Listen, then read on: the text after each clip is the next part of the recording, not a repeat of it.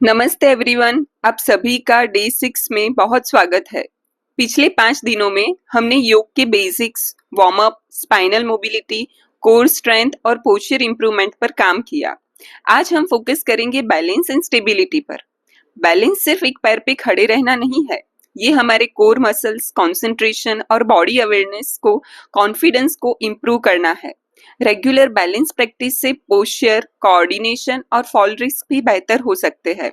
आज की क्लास में हम बिगिनर फ्रेंडली बैलेंस पोज सीखेंगे।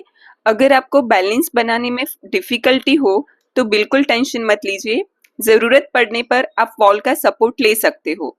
तो अपनी मैट पर आ जाइए, डीप ब्रीथिंग करें, अपने माइंड को प्रैक्टिस के लिए तैयार कीजिए, वार्म अप एक्सरसाइज करिए और फिर योग पोज के लिए तैयार हो जाइए। आज का पहला आसन है ताड़ासन।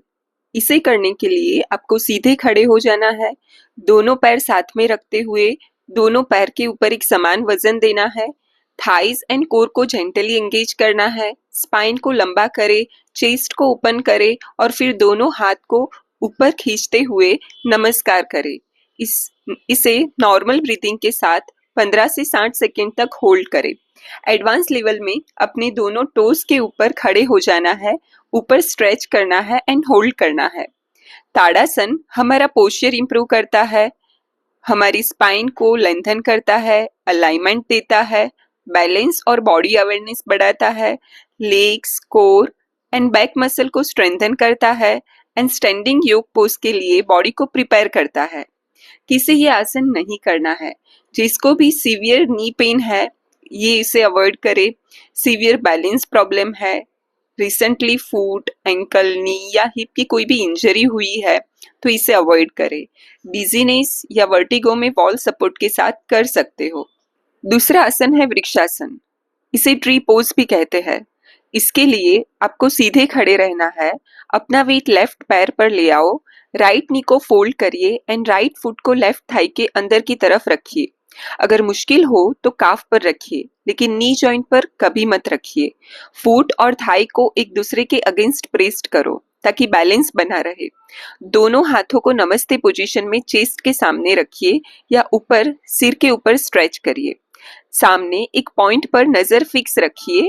नॉर्मल ब्रीथिंग के साथ इसे 20 to 60 सेकेंड तक होल्ड करिए, फिर धीरे से नीचे लाकर दूसरी तरफ रिपीट करिए।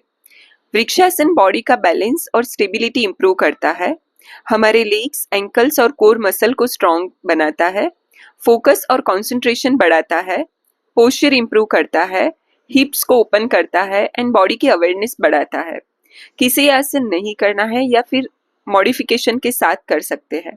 अगर आपको एंकल, नी या हिप में रिसेंटली इंजरी हुई है तो ये पोज अवॉइड करिए। अगर आपको बैलेंस में तकलीफ है, चक्कर आ रहे हैं, ऐसा है तो इसे अवॉइड करिए। बैलेंस में दिक्कत हो तो आप वॉल सपोर्ट के साथ कर सकते हो। हाई या लो ब्लड प्रेशर हो तो हाथ को चेस्ट के सामने ही रखिए, ऊपर मत खींचिए। आज का तीसरा आसन है वीरभद्रासन 1। इसे वॉरियर पोज 1 भी बोलते हैं। इसके लिए आपको सीधे खड़े हो जाना है, अपने दोनों पैरों के बीच में 3 से 4 फीट का गैप हो वैसे जंप करना है। अगर आप जंप नहीं कर सकते तो आपके दोनों पैर के बीच में 3 से 4 फीट का गैप रहे वैसे खड़े रहना है। आपके लेफ्ट फुट को 90 डिग्री बाहर और राइट फुट को लगभग 45 डिग्री अंदर टर्न करो। लेफ्ट नी को बेंड करो, ध्यान रहे नी एंकल के ऊपर रहे या फिर अंदर रहे। दोनों हाथ ऊपर उठाकर पाम को मिलाकर नमस्ते करिए। नॉर्मल ब्रीथिंग के साथ इसे 20 से 60 सेकेंड तक आप होल्ड कर सकते हो। फिर यही सेम आपको दूसरी तरफ रिपीट करना है। वीरभद्रासन 1 हमारे लेग्स, ग्लूट्स और कोर मसल को स्ट्रॉन्ग बनाता है, हिप्स, चेस्ट और शोल्डर को ओपन करता है, बैलेंस और स्टेबिलिटी इंप्रूव होती है, स्टेमिना और कॉन्फिडेंस बढ़ता है, posture and body awareness improve करता है। किसे ये आसन अवॉइड करना है, नी, हिप या एंकल इंजरी हो तो ये नहीं करिए। हाई ब्लड प्रेशर या शोल्डर पेन में हाथ को ओवरहेड स्ट्रेच नहीं करिए, चेस्ट के पास रखिए। लोअर बैक पेन हो तो ओवर आर्चिंग ना करें और कोर को एंगेज रखिए। चौथा आसन है वीरभद्रासन 2। इसे वॉरियर पोज 2 भी कहते हैं। इसको करने के लिए आपको सीधे खड़े हो जाना है। अपने दोनों पैरों के बीच में 3 से 4 फीट का गैप हो वैसे जंप करना है। अगर आप जंप नहीं कर सकते तो आपके दोनों पैर के बीच में 3 से 4 फीट का गैप रहे ऐसे खड़े हो जाइए। आपके राइट फुट को 90 डिग्री बाहर और लेफ्ट फुट को थोड़ा अंदर टर्न करिए। राइट नी को बैंड करें। ध्यान रहे नी एंकल के बिल्कुल ऊपर हो। लेफ्ट लेग को सीधा और स्ट्रॉन्ग रखें। दोनों पैरों को फ्लोर पर फर्मली प्रेस करें। दोनों हाथ शोल्डर लेवल पर साइड में सीधे फैलाए। चेस्ट को ओपन रखें। नजर राइट हाथ के फिंगर टिप्स पर रहे। नॉर्मल ब्रीथिंग के साथ इसे 20 से 60 सेकेंड तक होल्ड कर सकते हो। फिर धीरे धीरे वापस आकर इसे दूसरी साइड रिपीट करना है। वीरभद्रासन 2 लेग्स, हिप्स और कोर मसल को स्ट्रॉन्ग बनाता है। बैलेंस और स्टेबिलिटी इंप्रूव करता है। हिप्स और इनर थाई को स्ट्रेच करता है। शोल्डर एंड चेस्ट को ओपन करता है and focus, stamina and confidence बढ़ाता है। जिसको भी नी पेन या बैलेंस प्रॉब्लम है ये इसे ध्यान से करिए।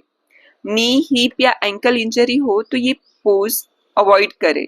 हाई ब्लड प्रेशर या शोल्डर पेन हो तो हाथ चेस्ट के सामने रखिए। लोअर बैक पेन हो तो इसे अवॉइड करें। आज हमने बैलेंस एंड अपनी स्टेबिलिटी ऊपर काम किया। याद रखिए बैलेंस सिर्फ हमारी बॉडी का नहीं है, माइंड का भी होता है। रेगुलर प्रैक्टिस से आपकी स्ट्रेंथ, फोकस और कॉन्फिडेंस इंप्रूव होगा। तो कल मिलते हैं सूर्य नमस्कार के साथ। तब तक आरएम होलिस्टिक हेल्थ की तरफ से नमस्ते।